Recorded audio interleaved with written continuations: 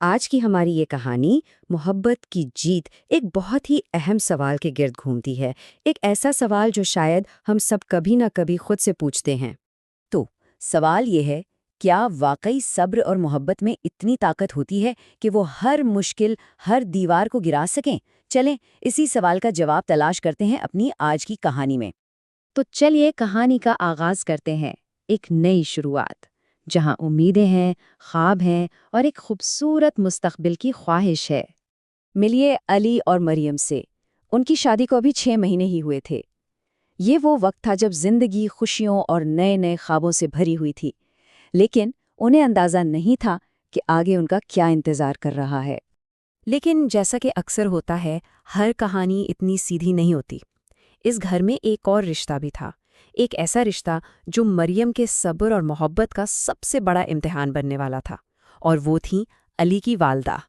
اور بس یہیں سے کہانی کا اصل امتحان شروع ہوتا ہے، ایک ایسا امتحان جو صرف مریم کا نہیں بلکہ پورے خاندان کے آپسی رشتوں کا تھا۔ اب ہوتا یہ تھا کہ علی کی والدہ شاید اپنے بیٹے کی محبت کسی کے ساتھ بانٹنا نہیں چاہتی تھی، سو انہوں نے مریم کو چھوٹی چھوٹی باتوں پر ٹوکنا شروع کر دیا۔ کبھی کھانے میں نمک کم ہے تو کبھی گھر کی صفائی ٹھیک نہیں۔ یہ صرف شکایتیں نہیں تھیں، یہ دراصل ان کے اپنے اندر کا ایک خوف تھا۔ اور مریم نے کیا کیا؟ اس نے خاموشی اختیار کی۔ یہ اس کی کمزوری بالکل نہیں تھی، بلکہ یہ اس کی سمجھداری تھی، اس کی طاقت تھی۔ وہ جانتی تھی کہ گھر کے سکون کے لیے بعض اوقات چپ رہنا ہی سب سے بہتر ہوتا ہے۔ لیکن پھر ایک شام جب مریم نے بہت محبت سے سب کے لیے کھانا تیار کیا تو اس کی ساس کا ایک جملہ سیدھا اس کے دل پر جا کر لگا۔ یہ صرف الفاظ نہیں تھے، یہ مریم کی تمام کوششوں کو ایک پل میں رد کرنے جیسا تھا۔ ظاہر ہے یہ الفاظ مریم کو توڑ گئے، اس کا دل بھر آیا۔ اب تک جو درد اس نے اپنی خاموشی میں چھپایا ہوا تھا، اس کی آنکھوں میں صاف نظر آنے لگا۔ گھر میں ایک عجیب سی خاموش کشیدگی پھیل گئی تھی۔ اور پھر ایک رات آئی، ایک ایسی رات جس نے ان رشتوں کا رخ ہمیشہ کے لیے بدل دینا تھا۔ یہ وہ لمحہ تھا جو یا تو سب کچھ بکھیر دیتا یا پھر سے جوڑ دیتا۔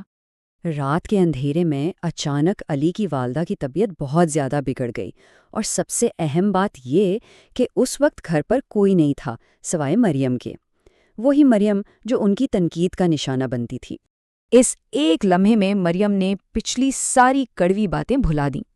اس نے ایک سیکنڈ بھی ضائع نہیں کیا، فوراً ڈاکٹر کو فون کیا، انہیں وقت پر دوا دی، اور پھر ساری رات ایک بیٹی کی طرح ان کے پاس بیٹھ کر ان کی خدمت کرتی رہی۔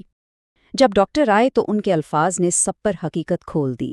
انہوں نے صاف صاف کہا کہ اگر مریم نے ذرا بھی دیر کی ہوتی تو معاملہ بہت بگڑ سکتا تھا۔ مریم کی محبت اور سمجھداری نے ایک بڑے خطرے کو ٹال دیا تھا۔ اس بحرانی رات کے بعد جو صبح ہوئی وہ کوئی عام صبح نہیں تھی، وہ اپنے ساتھ رشتوں کی ایک نئی شروعات کا سورج لے کر آئی تھی۔ اب وقت تھا دلوں کے بدلنے کا۔ ڈاکٹر کی بات سننے کے بعد علی کی والدہ نے شاید زندگی میں پہلی بار مریم کو صحیح معنوں میں دیکھا۔ آج انہیں اپنی بہو نہیں بلکہ وہ فرشتہ نظر آ رہا تھا جس نے ان کی جان بچائی تھی۔ اگلی صبح آنکھوں میں پچھتاوے کے آنسو لیے انہوں نے مریم کا ہاتھ تھاما اور وہ الفاظ کہے جو ہر زخم پر مرہم رکھ سکتے تھے۔ یہ صرف ایک معافی نہیں تھی، یہ ایک ماں کی طرف سے اپنی بیٹی کو دل سے قبول کرنے کا اعلان تھا۔ یہ سننا تھا کہ مریم کی آنکھوں سے بھی آنسو بہہ نکلے، لیکن یہ مہینوں کے درد اور تکلیف کے آنسو نہیں تھے، یہ جیت کے آنسو تھے، سکون کے آنسو تھے، اور اس رشتے کے بننے کی خوشی تھی جس کا اس نے ہمیشہ خواب دیکھا تھا۔ تو دیکھا، یہ کہانی صرف ایک خاندان کی نہیں ہے، یہ ہم سب کے لیے ایک سبق ہے، محبت کا سبق جو بتاتا ہے کہ رشتے کیسے نبھائے جاتے ہیں۔ اس ایک معافی کے بعد اس گھر کا پورا ماحول ہی بدل گیا۔ نفرت اور غلط فہمیوں کی جو دیواریں تھیں وہ محبت کے آگے ٹک نہ سکیں۔ اب اس گھر میں صرف سکون تھا، عزت تھی اور بہت ساری محبت تھی۔ تو شروع میں جو ہم نے سوال اٹھایا تھا کہ کیا صبر اور محبت ہر دیوار گرا سکتے ہیں، مجھے لگتا ہے کہ اس کہانی نے ہمیں اس کا جواب بہت خوبصورتی سے دے دیا ہے۔ جہاں سچا صبر اور بے لوث محبت ہو، وہاں آخر میں جیت ہمیشہ رشتے کی ہی ہوتی ہے۔